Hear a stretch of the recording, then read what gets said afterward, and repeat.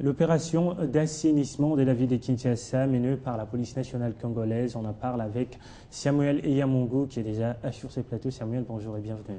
Merci beaucoup. Voilà, s'il faudrait sillonner ces derniers temps la capitale congolaise, l'on constate que les marchands sont plus dans des grandes artères de la capitale, ils sont délogés. Comment se passe cette opération et qu'avez-vous constaté également sur terrain?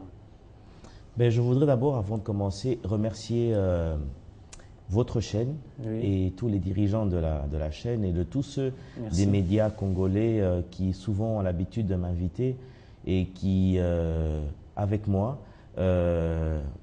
comprennent la cause du fait qu'il faudrait protéger les petits commerces et qu'il faudrait éventuellement espérer voir demain une classe moyenne qui se crée grâce aux PME, aux petites et moyennes entreprises, car nous savons que c'est de là que découleront la vraie classe moyenne. Oui. Et donc, ne pas vous dire merci, ça serait de l'ingratitude, parce que si aujourd'hui je suis médiatisé, c'est beaucoup grâce à Télé 50 je vous en prie. Et les autres. Donc, je voudrais, pour revenir au sujet de l'assainissement dans ce domaine-là, avec tous les vendeurs de rue, je voudrais dire d'abord que le mot assainissement, ce n'est pas un mot péjoratif, c'est un mot positif. Oui.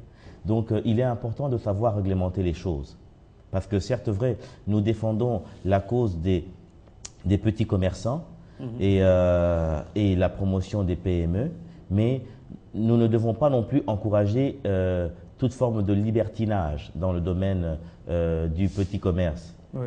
Et de l'autre côté, il est aussi important de pouvoir faire remarquer à l'autorité et surtout à la police que, comme Lavoisier qui dit rien ne se perd et tout se récupère. Ça veut dire qu'il est important de savoir que quand on fait cette action coup de poing, quel est le but après? Vous comprenez? Quel est le but après? Parce que ce que l'on pense détruire, peut-être ça va revenir. Ou peut-être encore faire en sorte que l'on puisse savoir où cela va s'échoir.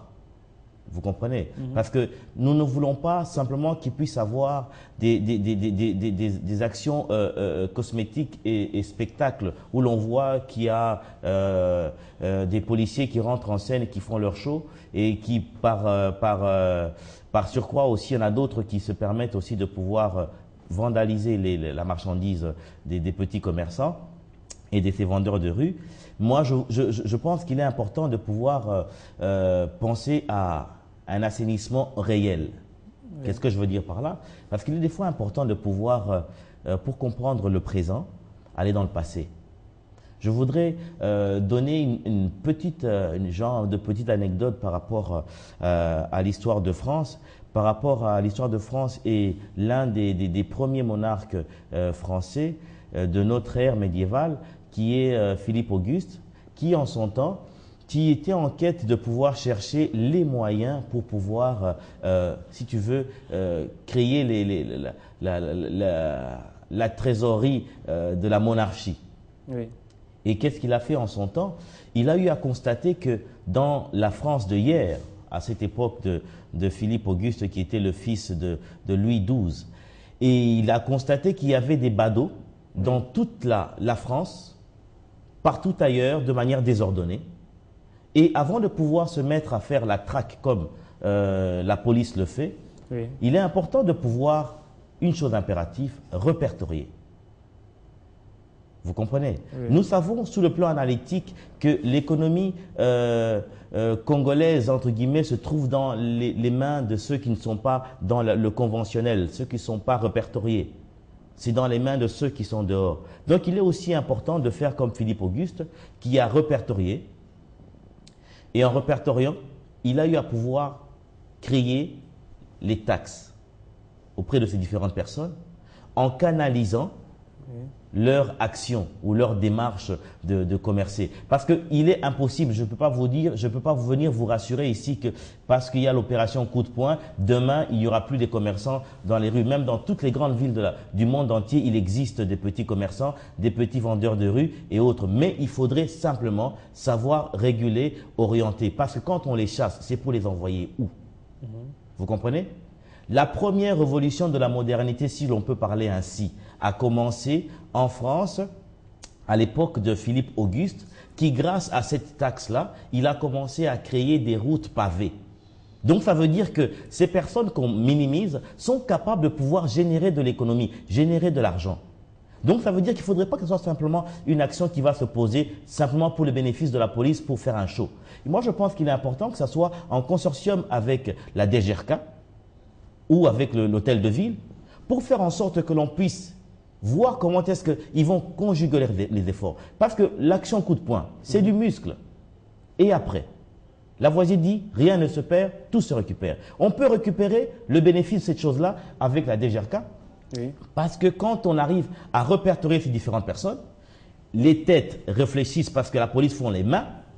La tête réfléchit disant que quand on les chasse par là, il faudrait peut-être les mettre à un endroit Y pour que, de ce fait, ces derniers puissent commencer à payer des patentes forfaitaires afin que le zéro qui ne se reflète pas dans l'économie de la province ou de la ville de Kinshasa puisse devenir demain un chiffre réel, par exemple une centaine de milliers ou $1 million, par exemple, qui pourra servir aux besoins de la ville. Parce qu'en fait, quand la police s'amuse à faire cette action, je veux bien qu'on assainisse, c'est bien, mais pour quel but? Vous savez, c'est comme les cafards, c'est comme les fourmis sur une table dans une maison. Quand vous pompez l'insecticide, vous les tuez à l'instant. Mais si vous remettez encore la saleté,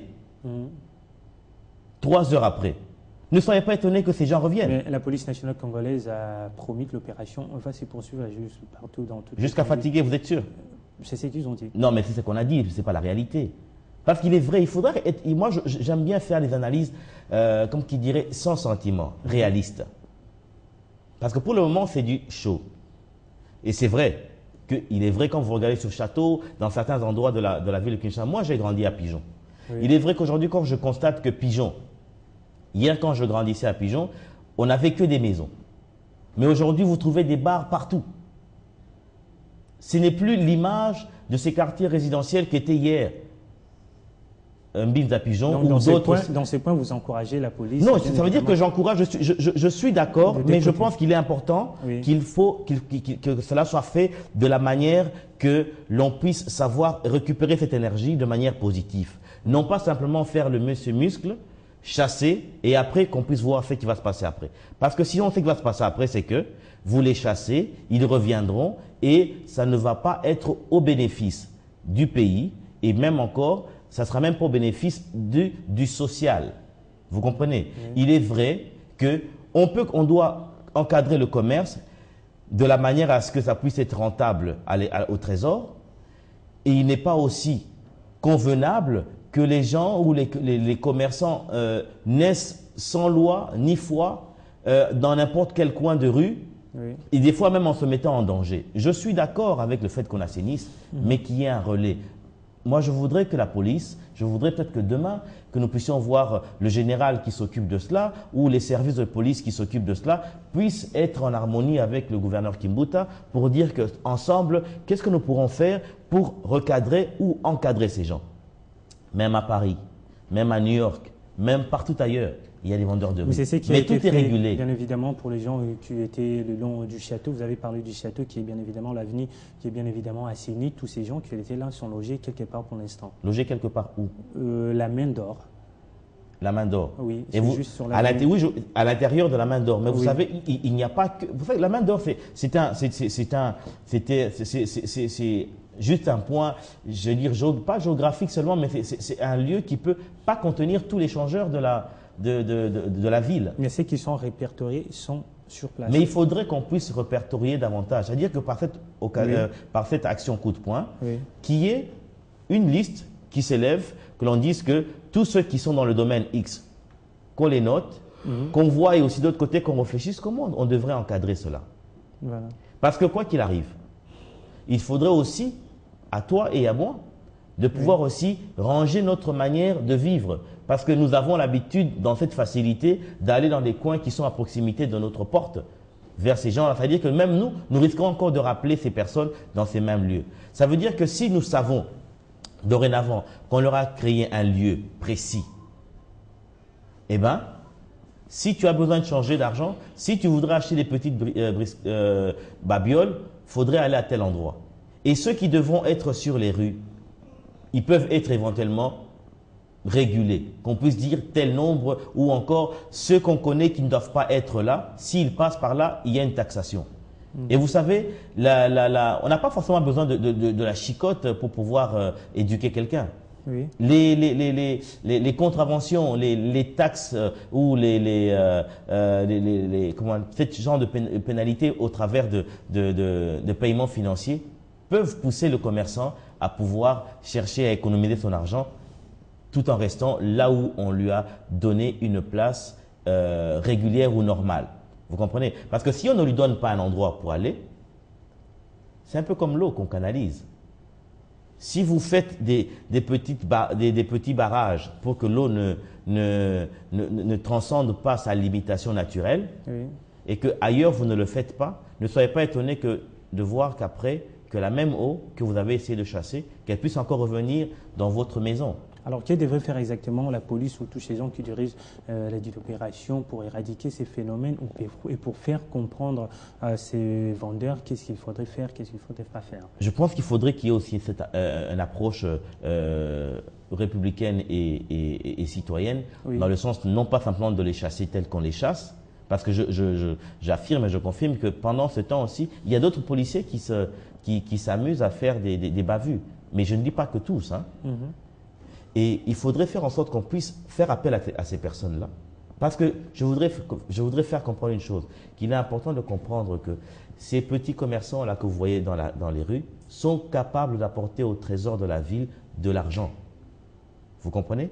Donc, et c'est utile dans tous les programmes que la ville de Kinshasa a, dans tous les programmes que le gouvernement a, c'est utile de récupérer cet argent pour que certains projets soient concrétisés. Donc, ça veut dire qu'il faudrait que la police et l'hôtel de ville se mettent ensemble, réfléchissent sur la mécanique la meilleure pour que l'on puisse être en mesure de pouvoir rentabiliser cette action-là. Oui. Non pas simplement que ce soit un coup de poing, oui, mais que ce soit aussi un coup de panier. Ça veut dire que ça puisse rapporter de l'argent à l'État. Parce que sinon, on va peut-être nettoyer, oui, on va chasser les gens, mais on va laisser les immondices là. Et après, 1 mois, 2 mois, peut-être 6 mois, ça reviendra comme si hier, il ne s'est rien passé. Merci Samuel Yamongo. Votre message a été bien évidemment entendu. Merci d'avoir répondu à notre invitation. C'est moi qui vous remercie. Et voilà, c'est donc la deuxième partie qui continue. On va donc prendre le dessous des cartes avec Jean-Marie Kassamba qui sera de nous dans quelques minutes.